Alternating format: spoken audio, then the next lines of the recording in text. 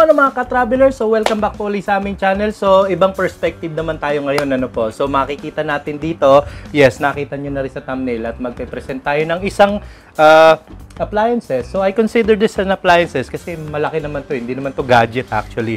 Nakita nyo naman. So printer to, it's actually a wireless printer coming from Brother. Ayan. Nakita nyo naman, Brother at your side, di ba? Nice. So napakaganda, ano, may kapatid tayo sa ating tabi. At ito ang kanyang model, DCP T420W. So ang haba, no? Actually, matagal na naming tinitingnan to ng aking utol sa mall, ano po. At nagbabalak na rin kasi sila na bumili ng printer dahil yung dati naming printer, which is also a Brother, talagang may kalumaan na. Actually, tumatagas na yung ink niya doon sa may gilid. And in fact, yung dati naming printer na yon is pinagawa pa namin sa isang technician sa Festival Mall kasi yung model ng printer na yon is kumbaga parang cartridge pa yung dating ng kanyang mga ink. And gusto nga namin para continuous yung paggamit namin, hindi na kami magpalit ng mga cartridges.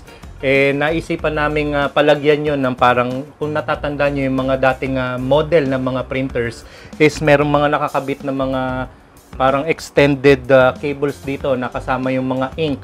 Doon na namin nilalagay yung mga ink na binibili namin na bote-botelya, ano po. So, in this printer, yung bagong model ng Brother ngayon, hindi mo na kakailanganin na pumunta sa technician para magpakabit ng mga parang extended or extra cartridge dito tapos lalagyan mo pa ng ink. Dahil itong printer na to, ang model niya is bago, no? Andito na yung pinaka ink refill niya. Hindi na cartridge na kagaya ng mga old model na mga printer device. So kung bubuksan natin dito, may mga nakaset na siya dito ng mga container ng mga ink. In fact, nung binili nila utol to, ito yung mga botelya ng ink, ano po. So pinalagyan na nila utol dun pa lang sa mall. So wala nang laman to. Kung halimbawa mauubos na yung color ng mga ink dito, which is itong pink, cyan, and yellow, tapos may black. Alin man dyan ang mawalan ng ink, so pwede ka nang bumili ng mga separate inks niya. Kailangan yung compatible lang sa ganitong klase ng model. So sabi nung technician, according do sa sister ko, is kailangan yung legitimate or yung talagang orig na ink na compatible sa Brother printer na to. Okay? So, dapat DCP T420W din ang kanyang ink. So, ayan, mapapansin natin, ano po, ayan. So, ganito na yung klase ng mga model ng printer na makikita natin. And, tumingin-tingin sila utol. Una muna, tumingin sila sa may SM Tunasan, Muntinlupa City. And, around 8,450 according sa sister ko yung price nun. So, hindi agad nila binili. At nag-canvas muna sila, pumunta sila sa Festival Mall. So, tumingin sila doon at the same model, Brother DCP 2420W. Ang presyo naman niya is 8,350. So, less than 100 pesos lang. So, doon na sila bumili sa Festival Mall. So, nakatipid pa sila ng 100 piso. Ano po. So, diba? Magagamit nyo pa yung 100 pesos na yon sa iba pang gusto nyong bilhin, mga pagkain, merienda, o diba? Napakaganda niya mga ka-traveler. So, you have an idea now kung bibili kayo ng mga ganitong klase ng printer. Stick na kami sa model na to tumagal naman yung una naming Brother printer and ito na rin yung binili nila para kumbaga sa hindi na rin kami magkakaroon ng iba pang adjustment. Pero na siguro minor at ito nga, isa sa mga features nila. Hindi na kami kailangang magpakabit sa technician ng external ink refill dito, ano po, dahil meron na siya internally. And of course, ang kagandahan ng printer na to, mga ka-travelers, di kagaya ng mga lumang printers, is kakailanganin nyo pa ng mga ganitong klase ng cables. Although nung binili nila utol to, nakasama na rin tong ganitong klase ng cable, which is a Type A, na ang dulo niya is, I think this is a firewire, pero itong mga ganitong klase ng cable is dedicated sa mga printers, ano po. Kung halimbawa, mga computer nyo is desktop type, so kakailanganin nyo pa rin ito. Ayan, so yung dulo niya is Type A, and then yung kabila naman is somewhat like a parang firewire ang dating nito. Pero itong mga ganito, like what I mentioned, mga cable na dedicated sa mga printer. Ayan. And then meron din siya nung saksakan para sa outlet. Of course, syempre hindi gagana ang printer kapag walang dinadaluyan na kuryente. And then maliban sa wired featured capability ng printer na to, ang kagandahan nito mga ka-travelers is wireless na siya. So ibig sabihin nito, regardless of what device you are using, halimbawa ang documents niyo is naka-save sa inyong mobile phone. So pwede nyong i-connect ang inyong mobile phone, ito, kagaya nito, dito sa printer na to. So meron na siyang application na mada-download nyo if you're using an iPhone. Syempre, dun kayo mag-download sa App Store. Or kung halimbawa Android phone naman gamit nyo, sa Google Play. Okay? Okay. Alright, so yun po na mga ka-travelers. So top view tayo ngayon dito sa ating Brother printer para makita natin yung iba pang functions niya. So dito sa may kaliwang bahagi, makikita natin dito yung kanyang power button. And then yung Wi-Fi button. And explain natin mamaya yan. And then copy shortcut, of course, later. Mamaya papakita ko sa inyo yung setup niyan. And meron siya dito dalawang button which is the mono and the color. Ito yung kung gusto mo mag-print ng black and white or kung gusto mo naman is colored documents. Yan. So, click mo yan. Now, meron siya dito indicator, yung LED niya. Kung halimbawa walang papel sa tray, so iilaw yan. And then, ito namang isa, indicator naman na kung saan paubos na yung ink ng inyong printer. So, iilaw yan. Pa-plug ng ating power cable, yan. So, sasaksak na natin sa 220. Ayan, so umilaw na siya. Ngayon, ida-download na natin yung ating application dito sa ating mobile phone. Okay? Sa mga hindi pa nakapag-download, so punta lang kayo sa Play Store kung halimbawang Android phone ang gamit nyo. Ang hanapin yung application niya is Brother Mobile Connect. Ayan. So, click nyo yan. So, ito yung magiging icon niya. Yan, Brother Mobile Connect. Since yung akin naman is na-download ko na at na-install ko na sa aking phone, so, isa-setup na natin ngayon yung ating mobile phone at i-connect na natin dito sa ating Brother printer. Okay? So, first and foremost, open natin yung application. And then here, it will ask you to connect your machine to Wi-Fi. So, click natin yan. And then dito, hinihingi na yung model name or model number ng ating printer. Okay? So, makikita nyo naman yung model number or model name ng printer nyo sa mismong box nito. Okay? So, hanapin natin siya. So, ang model ng ating printer is DCP-T420W. Ayan siya. Okay. And then, sabi niya rito, press and hold the Wi-Fi button on your machine's control panel for at least 2 seconds. Ayan. So, ito na nga yung Wi-Fi button dito sa ating Brother printer. Okay. So, sabi niya dito, press down natin ang ating Wi-Fi button for 2 seconds. 1, 2. A few moments later. Alright. So, mapapansin natin dito, sabi sa instruction, confirm that your machine Wi-Fi, LED, and power LED are flashing rapidly. So, yung LED ng power button tsaka nung Wi-Fi button magpa-flash daw ng mabilis. So, yan, nakikita na natin. So, mangyayari na neto is i-click na natin yung confirmed. Alright, so yan.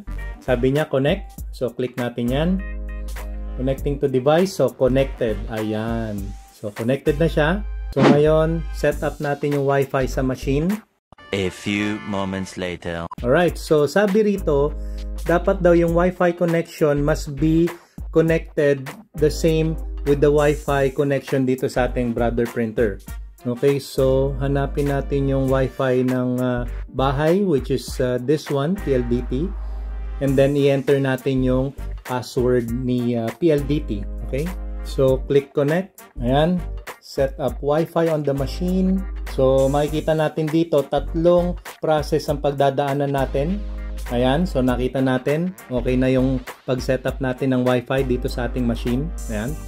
So, sabi dito, add the machine to this app. So, i-add na natin yung si Brother dito sa ating mobile phone. Ayan, sabi niya rito, your machine's firmware is up to date. Ayan, so complete na natin. Ayan.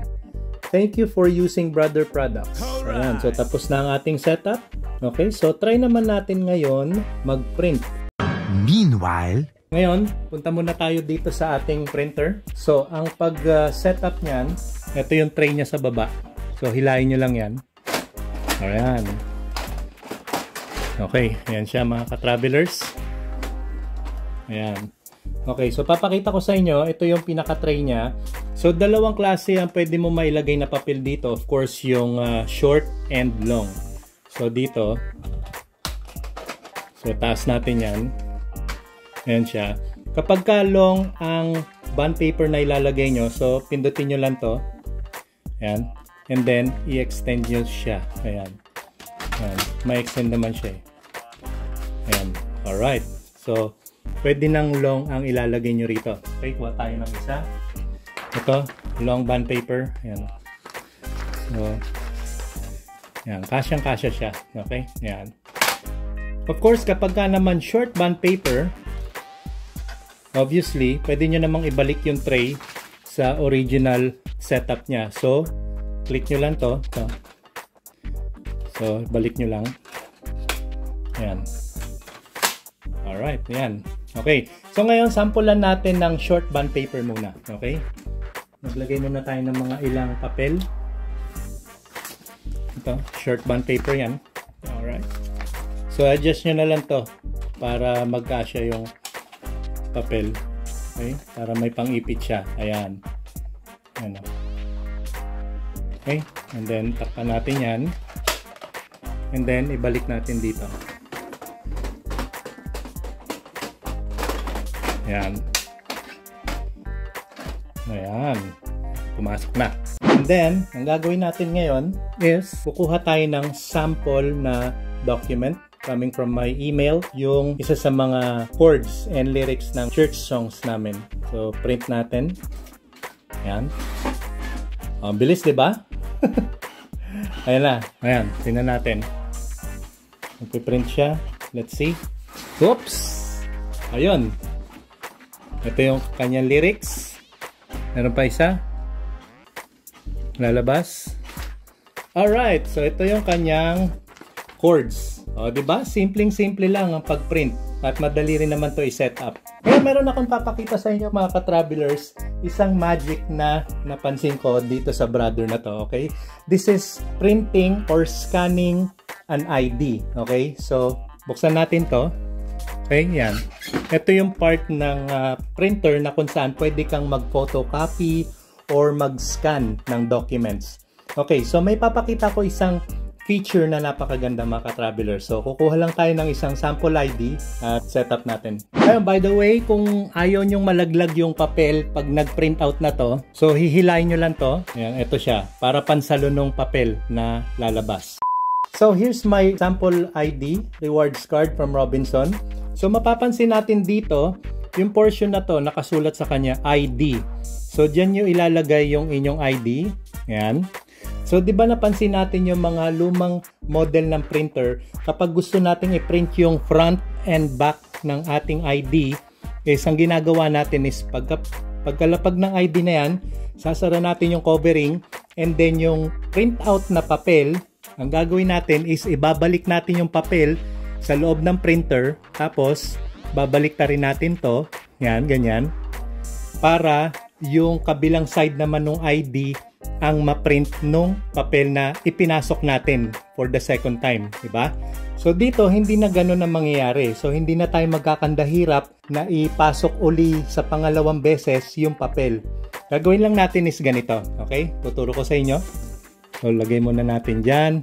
Takpan natin yung cover. And then dito sa left side, mapapansin natin dito yung copy shortcut na button. Press natin yan for a few seconds.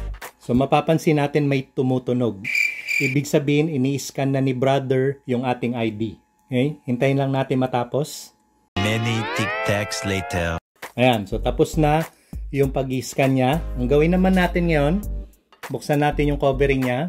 Balik ta rin naman natin yung ID, yung kabilang side naman. Doon pa rin sa same area kung saan natin nilagay yung unang side ng ID. So, cover natin yan. And then, pindutin uli natin tong copy shortcut. Ayan, may tunog uli. Ayan. So, magpiprint out na siya. Ayan.